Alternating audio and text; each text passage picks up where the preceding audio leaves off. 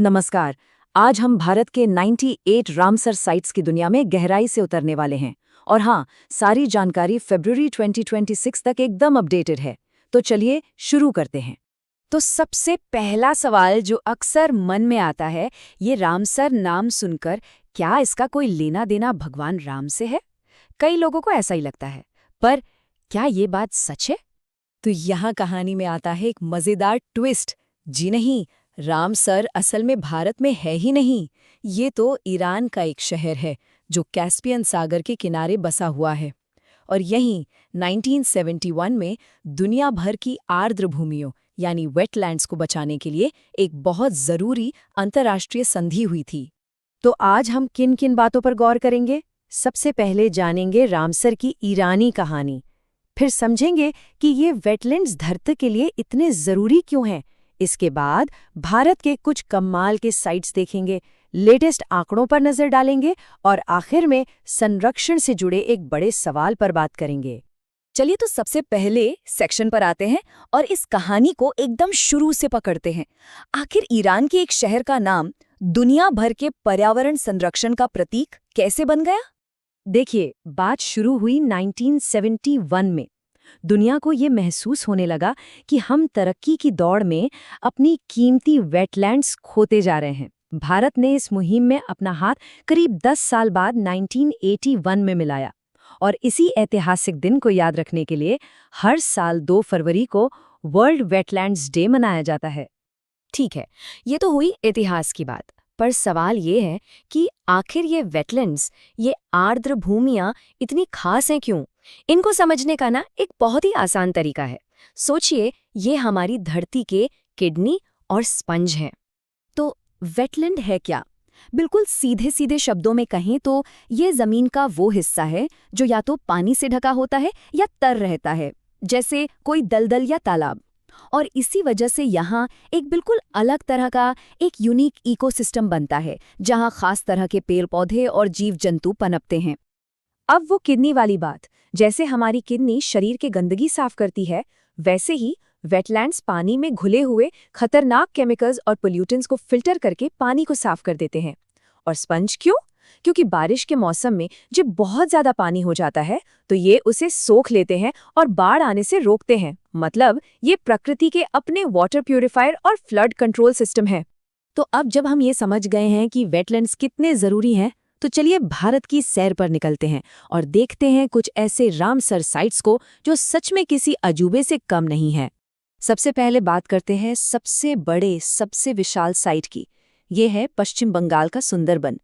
करीब 4,361 square kilometre में फैला हुआ ये भारत का सबसे बड़ा रामसर साइट है। और ये सिर्फ एक वेटलैंड नहीं है, ये दुनिया का सबसे बड़ा मैंग्रोव जंगल है और हमारे रॉयल बंगाल टाइगर का घर भी।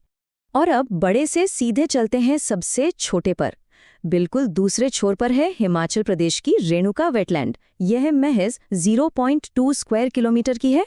सोचिए कितना बड़ा अंतर है। इससे एक बात साफ होती है कि कुदरत में किसी भी चीज का महत्व उसके आकार से नहीं होता। पहाड़ों के बीच बसी ये छोटी सी झील अपने आप में एक पूरा इकोसिस्टम है। भारत के रामसर साइट्स की लिस्ट तो जैसे चमत्कारों की लिस्ट है। देखिए, लद्दाख में है त्सोकार, जहां नमक जमने की वजह से झील सफेद दिखाई देती है। कश्मीर में है वुलर लेक, जो टेक्टोनिक प्लेट्स के खिसकने से बनी है। महाराष्ट्र में है लोनार झील, जो एक उल्कापिंड के गिरने से बनी और जिसका पानी कभी-कभी गुलाबी हो जाता है। और हाँ, मणिपुर की लोकटक झील को कैसे भूल सकते हैं, जहां पानी पर द्वीप तैरते हैं। ये बात सुनने में ही कितनी कमाल की लगती है ना?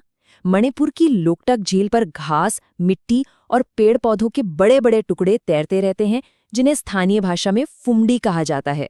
और इन्हीं में से एक सबसे बड़ी फुमडी पर बना है दुनिया का इकलौता तैरता हुआ नेशनल पार्क कीबुल लामजाओ।